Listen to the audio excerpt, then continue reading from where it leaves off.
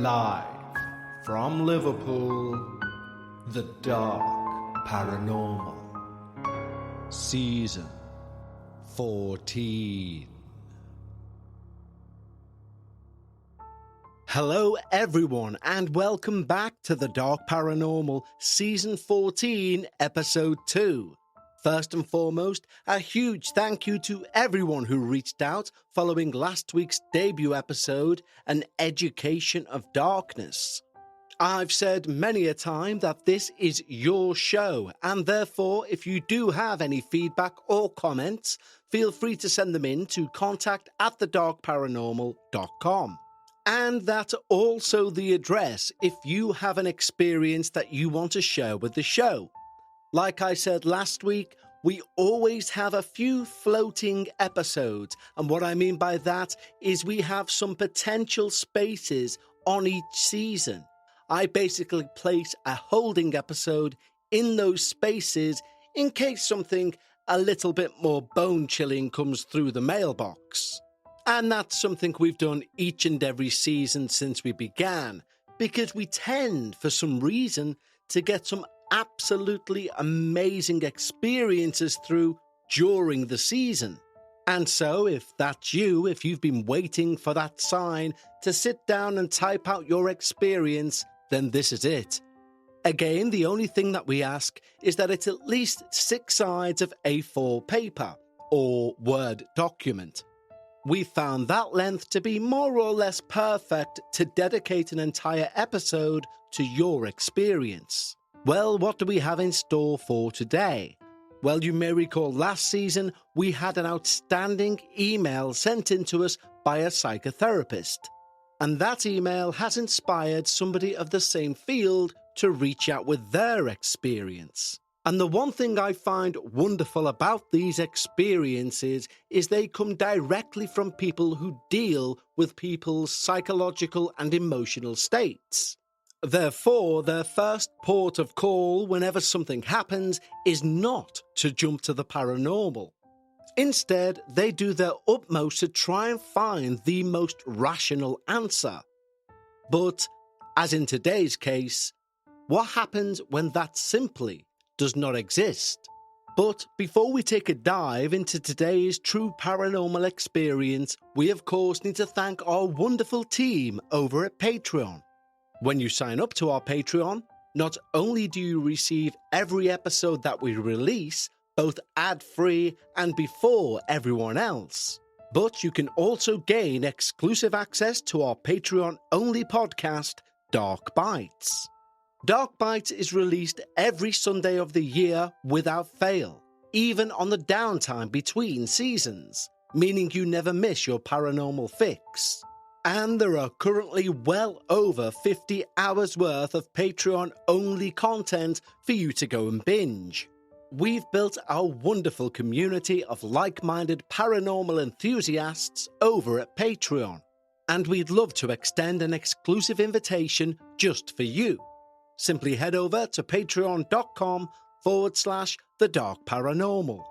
Just like the following wonderful new team members have: David Turner, Vonk, Christy Miller, Gertie the Goat, Joanna Emmett, Nikki Maguire, Eva Zagara, Jenna Eason, Maisie McLean Colton, Andrea Schofield, Melissa Tim Henson, David Garcia, Johnny Mayer, Mena L. Tarkey, Samantha Paget, Claire Floyd, Alan Junius II, Amelia Blair, Jeanette Patterson, Lauren Arps, Tracy Intihar, Alicia Renita Thackeray, Louise Fullylove, Anna Lee Hardin, Sian, Nikki Maguire, Jill White, Christy Miller, Chandler, Tammy, and Beth Ganzel. Thank you so much for the support, guys. It truly means the world. And if you'd like early ad-free access to every episode we release, and to gain access to over 50 hours of Patreon-only content, and most importantly, join our wonderful paranormal community, simply head over to patreon.com/The Dark Paranormal. But right now, it's time to lower those lights. Make yourself comfortable, and of course, leave your disbelief at the door, as we hear all about what still remains. I've been listening to the Dark Paranormal for a good while now. I was inspired to write in after the recent Dark Paranormal episode from the retired therapist. This is because I'd always assumed my own mixed bag of different experiences across my life wouldn't be that interesting in the grand scheme of things, and also a little element of trepidation of being identified from what I send in, as I can't imagine there's too many people with a similar personal background to me to have any plausible deniability. Because, like the Dark Paranormal submitter, I too work as a psychotherapist. This also involves the experiences of people around me, so for those reasons, I'd like to remain anonymous. You can refer to me as John, and I'm also not going to name any specific locations. I've experienced quite a few things over my life. Things that happened in the house where I grew up, and elsewhere. I now live in a very small village in Wales, having spent most of my upbringing in England. I know with all these real experiences people can post online or submit to shows, there is always an element of credulity, which we have to hold, due to the anecdotal nature of what we're being told, the fallibility of memory, and the fact that some people just want to make up or dial up experiences for fake internet points.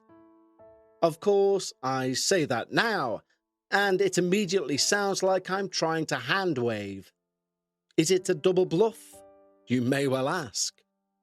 But really, I just want to try and explain where I am on the believer/skeptic continuum. So, to try and detail that, I will say that whilst I was at university for my undergrad degree, I was also a member of a paranormal research society. We done different events such as ghost hunts at supposedly haunted locations in Wales. I've always found the paranormal interesting, partly because of my experiences that I had growing up, which I'll go into shortly. But the attitude I always took to these things is that whilst I would love these things to be true, and I was open-minded, I was also very staunchly skeptical, always trying to find alternative reasons for things that happened, to try and ensure that what we were left with was evidence beyond any reasonable doubt. All this is to say, in the words of Fox Mulder, I want to believe. And while that's true, I don't want to be rushed into a frenzy over a simple small thing. Right, to my experiences. So, growing up, I lived with my parents and younger sister. A few days before my 4th birthday, we moved into a house that my parents still live in, within a large village in southern England. I do remember that moving in day. All the large boxes that our things were packed up in. The removal company coming to meet us at the house. I recall one of the very first things that happened was the removal man setting up the TV in the lounge so that my sister and I would be entertained. What we were not expecting to find on moving into a 1930s semi-detached house in a quiet home counties village was blood on the walls of the master bedroom. Not Hollywood horror movie gallons, but noticeable dark, rust red staining on the wallpaper on some of the walls. I say we. My mum only told me about this when we were much older. I've never been someone who needed a lot of sleep, and that used to annoy my parents quite a lot. I'd be sent to bed at bedtime and just not feel tired. And so I'd go to bed and I'd just read, until I did finally feel tired enough to go to sleep. To begin with, when my parents might come upstairs to use the bathroom in the evening, they'd see my light on and tell me to go to sleep. I'd complain I wasn't tired yet, but they would insist. Eventually, I got in the habit of pretending to be asleep, or switching the light off if they did try and catch me out. But being a young child, I don't think my acting skills were Academy Award winning, and they saw right through them, and just said that they'd trust me to know when I needed to sleep. And as long as I was up for school on time, they weren't going to interrupt me. All this means that, from the time of being in the latter years of primary school, I was often the last one of the family left awake in the house by some fair distance. Many nights I would be laying in bed reading a book, and I'd hear my parents go off to bed. And then a little while later, whilst I was still reading or settling off to sleep, I would often hear one of two things. The first, odd, but not too unsettling one, was that I would be able to hear things happening in the kitchen and dining room downstairs. The unmistakable sound of a dining chair being scraped on the hard floor, cupboards opening and closing, and once or twice I could have sworn I even heard the whir of the microwave. Once I thought it sounded almost like a party was happening. There was so much movement, but I couldn't hear any voices. My parents tried to rationalize this, saying it was sounds coming from the neighbor's house. However, I knew this couldn't be the case. Firstly, I was on the other side of the house, from the adjoining neighbors. And there is a difference between hearing movement from a distance away and hearing something in a room beneath you. The kitchen cupboards were directly under where my bed was in that house. Secondly, and most telling for me, was that we were friendly with our neighbors and we'd been in their house. So that scraping furniture sound, I knew wasn't from their house, as the room where their dining furniture was, unlike ours, was carpeted. But the more unsettling regular experience I would hear was when I was reading at night, and every now and again, the sound of someone walking up and down the stairs in heavy boots, continuously and repeatedly, up and down the stairs for anything up to 10 minutes. The steps had a slow but determined and regular sound to them. I was never brave enough to get up out of bed and swing my bedroom door open.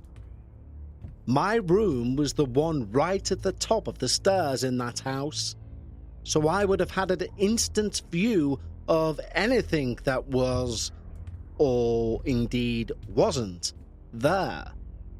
So instead, I just used to sit and listen to them in bed, waiting for them to stop, so I could eventually feel safe enough to go to sleep.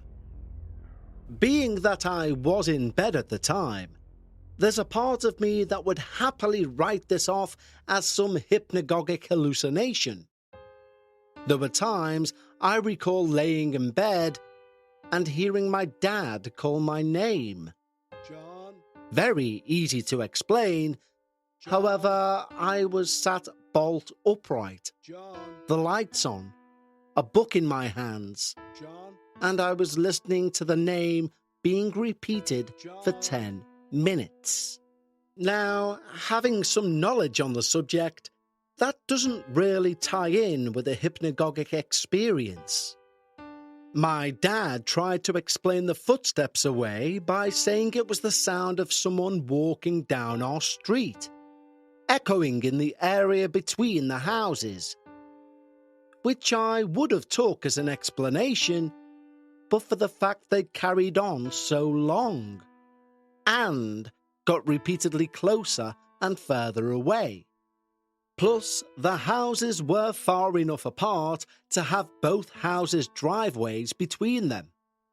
One of the things that always frustrates me about some staunch skeptics, like my dad, is how much assumption goes into their explanation.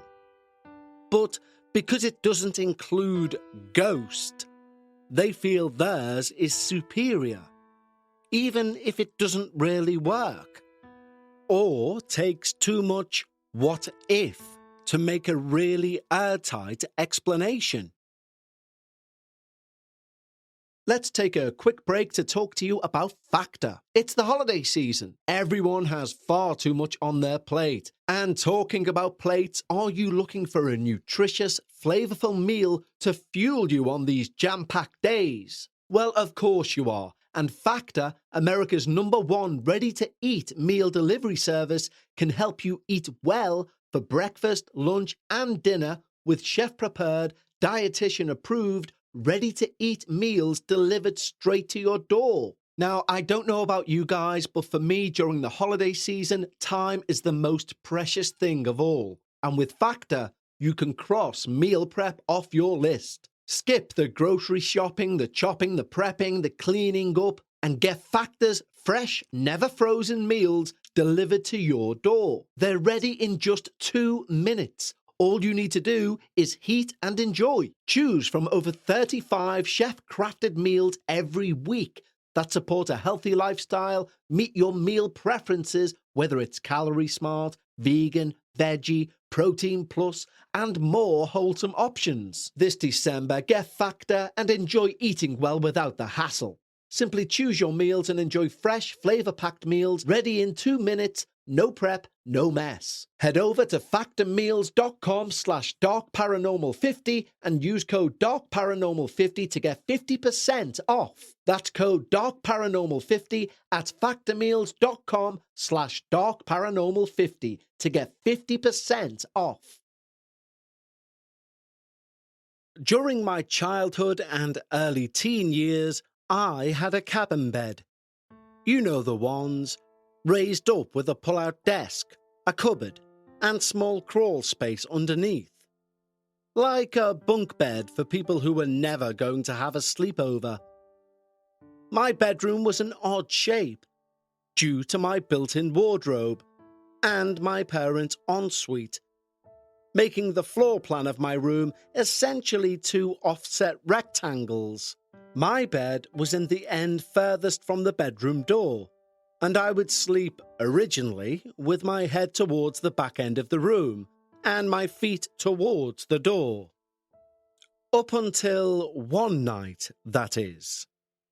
When I was drifting off to sleep, and I felt something hit the pillow next to my head fairly hard. I had shelves on the wall just overhead this end of the bed, so I turned my light on and found that a Jeremy Fisher stuffed toy had evidently fallen off the shelf, knocked onto the bed, and fallen to the floor. I was surprised it made such an impact, but nevertheless, I dutifully replaced it in its rightful place, and I returned to bed. Almost immediately, I felt something smack on the pillow again.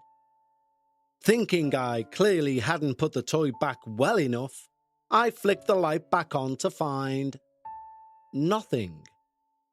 Nothing on the pillow, nothing on the floor, and all the toys where they'd been left. I just grabbed my pillow and moved it to where my feet had previously been. I went to sleep with my knees pulled up, and from that day, I slept facing that shelf.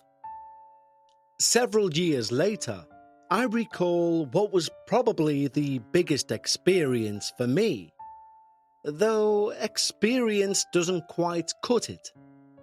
Is there a word for something that happened that I don't have a sufficient explanation for?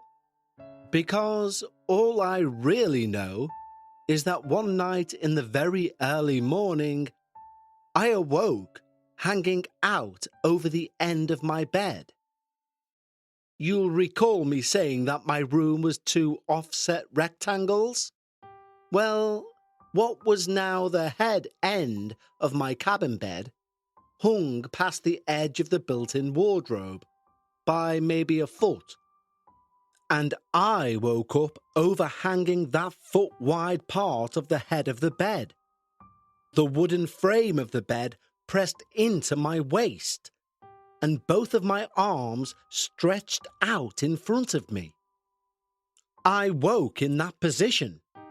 I had maybe a confused second or so in the air before tumbling headfirst out of bed in the pitch dark. Lying confused on the floor now, in pain and not really sure which way was what from the tumble in the pitch-black room, I wasn't really sure what to do with myself. What possessed me to eventually decide to just clamber back to bed, I'm not too sure. But I did get a little bit more sleep before discovering in the light of day that my sore back was owed to a huge carpet burn and bruising from the fall. That made school the next day a slightly more painful experience than usual. But what I will never be able to explain is how I managed to get in that position I was in. Like, sure, people may roll or fall out of bed, but how on earth was I, whilst asleep, able to extend my body out of the bed, rigid, arms out in front of me, until I had the wooden frame at my waist? If not for the fact I was alone in the room and have no memory of feeling anything, it would have looked to a third party like I was being pulled from the bed by my wrists. But I can't definitively say that's what happened. I don't remember a feeling of being gripped on my arms or the sensation of being dragged. I just woke up hanging out of bed, but with my arms straight out forward. Interestingly, when we were younger, neither me nor my sister liked the landing during the late evening or at night. If we went to the loo in the night, as soon as the bathroom light was out, we'd both run back to our room as swiftly as possible and shut the doors. I remember not wanting to look back on the landing in case something was there. But it never felt as one would expect. Not like it was running up the stairs or chasing you down the landing. No, it felt like it was on the ceiling above the bathroom door. Whatever it was. I never looked. It was just a feeling of, I don't know, dread. I appreciate that's not really evidence of anything. But it was always funny that both of us would try and get back from that toilet. For example, if we were watching a film together, as quickly as possible. We'd even start a conversation from the stairs to try and feel safer. But it wasn't until much later we even discussed that we were both having the same feeling. Something else that we shared in our younger years in this house was prophetic dreams. I say shared, but she always had more of them than me. Only one really sticks with me to this day. I had a dream one night in which I was on a train, only I wasn't me. I was getting a first-hand view through someone else's eyes. In the dream, I recall feeling uneasy, and when the train reached my stop, I got up, got off the train, and began walking through the dark, heading home. The uneasy feeling intensified, and when I was walking through a narrow lane, I suddenly heard footsteps thundering up behind me. I spun around to see a man running at me, with jaw-length dark hair, wearing an incongruously bright shirt, sporting what could only be described as an unsettling grin. It was at that point the dream ended, and it was only a few days later, whilst listening to the news on the radio, that I heard about an attack not far from the train station, which had taken place the night after my dream, and the police were asking for information about a man matching the exact description of the man I'd seen in my dream. My sister struggled with them much more than me, though. One notable one was the week before an elderly couple were hit by a lorry when crossing the road outside the theatre. She'd seen the whole event happen in a dream, and then a week later, it happened for real, exactly as she'd seen it. I know she used to get them fairly often, and being relatively young, she didn't like talking about it. You see, being young, she wasn't sure whether she was causing the things to happen by having these dreams. Apparently, sensitivity, or whatever we want to call it, is something that runs in my mum's side of the family. She's talked to my sister about her experiences more than I. It's something I only found out about when I was taking part in the Paranormal Research Society at university and going on our ghost trips. That's when we had lots of conversations, because she thought I was being braver at embracing it than she ever would have been. And it was only really at this point that the many different experiences I've talked about in this email were actually shared between us for discussion. In our conversations, I went into detail about the boots walking up and down the stairs, and she let me know about the blood on the walls when we moved in. It was at this time that my mum shared with me that one evening she was lying in bed and heard an elderly lady's voice call, "Hello?" from the other end of her room. My mum's response was to hide under the covers and mutter, "Go away." My mum also just sometimes gets inklings about things. For example, before going on holiday once, she insisted my dad turned off the water at the stopcock for the house. Not something they'd ever done before, but she was adamant they should. When we returned from holiday, it turns out there was a leak, and it sprung from a pipe when we turned the water back on. If the water had not been turned off, the house would have been ruined. You can only imagine the catastrophic water damage that would have been caused with a fortnight's worth of flooding. It was also during these conversations in later life that my mum and I both found out, to our combined shock, that we'd both experienced being pushed down the stairs. One morning before school, I was coming down to get my shoes on and head into school.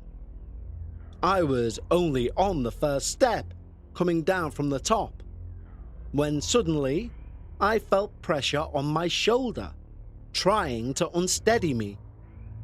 I grabbed the banister to stay on my feet, but they went from under me.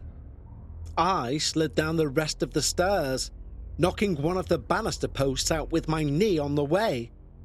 Little to say, my dad was not very happy about having to fix that. But given his staunch unbeliever stance, I didn't think I was pushed by something invisible, was a worthwhile argument, especially at 7 a.m. on a weekday morning, so I just let it go. My mum herself says that she too was pushed down the stairs. We all knew she fell down the stairs, as she unfortunately fractured her coccyx in the fall, and so she had trouble sitting comfortably for long periods whilst it was healing. She was also right at the top of the stairs when she says that she suddenly felt like she was pushed. Landing on her bum, she slid down the remaining stairs. I keep scrolling back and forth over what I've already written, making sure things fit together and the chronology's correct, and if there's more I need or want to say. I started writing out what I thought would only be a few anecdotes, but it's already expanded beyond what I thought. Partly because doing so has caused me to remember even more of what happened in that house. I'm now intrigued what will happen when I go back there this Christmas. As I've mentioned a few times now, I was in a society at university in which we done some ghost hunts. Being that we were all students with an interest in the paranormal, our weekly meetings were mostly in the pub, with some conversations around divination, tarot and the like. We did some bigger things, looking at dowsing, and more experimental things trying to look at differing abilities, and whether or not they could be fostered. I took part in it all, but I didn't really worry too hard about how it went. I was just game for a laugh more than anything. But two events from that really stick out in my mind. One was dowsing, and the other was Zena mind reading cards. With the dowsing, what we did was made use of a lecture hall, and a couple of people hid a bottle of water in the room. Then, one by one, we invited people into the room and handed them the dowsing rods, asking them to go and find the water. When it came to my go, I remember being handed the rods and just thinking, it's over there. Thinking about a window ledge, about a third of the way down the room. Immediately, the dowsing rod swung into place, pointing that way. I went over, reached behind the curtain, and pulled out a bottle of water. Now, immediately I discount the rods because of the ideomotor effect. They likely were just following what my brain had already thought. Trickier to explain is why, in a room of chairs, desks, ledges, bags, all sorts of hiding places, my brain immediately and correctly decided it's on that window ledge behind the curtain. With the cards, where you have to name the image that appears on a card being looked at by someone else, when you yourself cannot see the card, when we did this with the members, on paper I was laughably bad at this, worse than chance, and just randomly guessing. However, what the two people applying the test noticed was that whilst I got pretty much every card wrong, on a much higher incidence than chance, the next card drawn from the deck was the image I just named. With regards to the actual ghost hunts at locations, we done one at the university itself. The university I went to has been around since the 1880s, and being a place for teens and young adults for almost 150 years, it obviously comes with its own legends and mythos about hauntings and experiences. For Halloween, we had some different vigils, seances, walkthroughs of the main original university building. During one of these vigils, we sat in the corridor of the top floor of the building. Most of us were on the floor, but there were a few chairs by the window that some people sat on. As you can imagine, a group of students sat around on the floor became a little snug. I led this session, and I called out for anyone who might be there to make their presence known. When one of the chairs, currently occupied, squeaked as it moved forward a couple of inches. The person sat in the chair let out a short yelp before breaking out into laughter. Now, what I will mention is that these chairs are Eisteddfod chairs, as this is a Welsh university. For those amongst the listeners who aren't aware, Eisteddfods are Welsh cultural competitions celebrating art in the Welsh language. The chairs themselves may mark winners or particular events, and are grand affairs carved out of very heavy wood. All this is to say, they're bloody heavy. They're difficult to move and can take a lot of effort to do so. We were all sat quite close together, but the only person in contact with the chair was the person sat in it. And for them to be able to drag it forward with only their feet would be literally impossible. Following on from this, I thanked them for showing us they were there, but to please be careful with us. We didn't mean them any harm, and we didn't want any either. But if they could continue to manifest or make their presence known, they were more than welcome to do so. What then followed was about 10 minutes where, eventually on request, we would get a banging noise down the corridor that seemed to get closer each time, along with a sense of growing shadows at the end of the corridor too.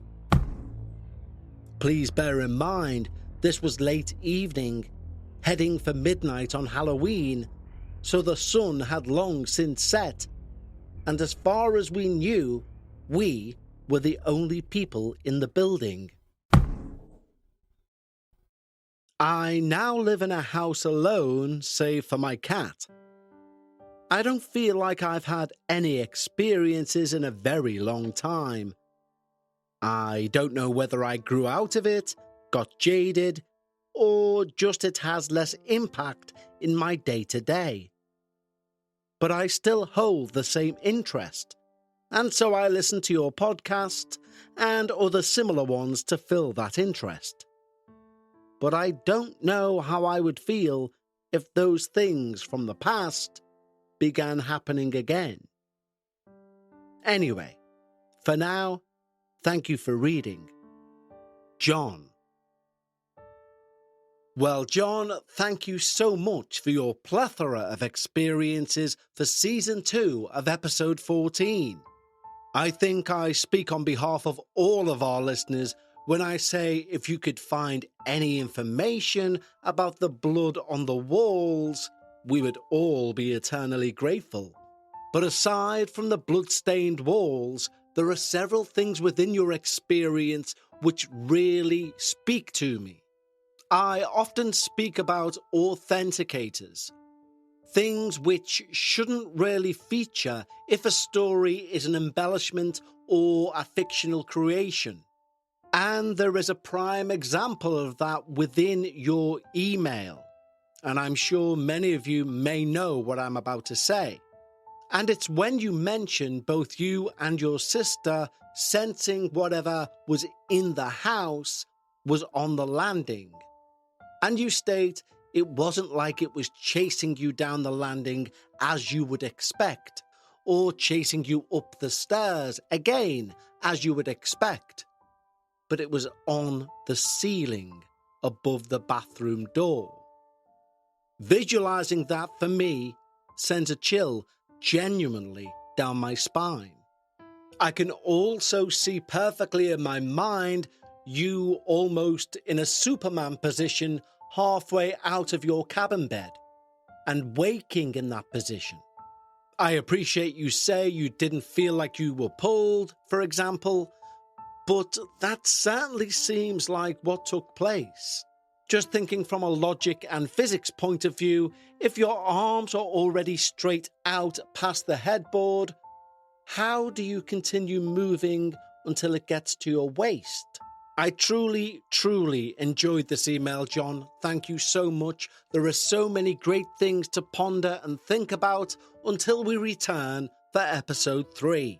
For our Patreons, I'll speak to you again on Sunday for another installment of Dark Bites. For everyone else, I'll see you on Wednesday for a mini-sode. And until then, remember, when you're discussing the paranormal, always try and leave some of your disbelief at the door. And I'll see you next time, right here on your show, The Dark Paranormal.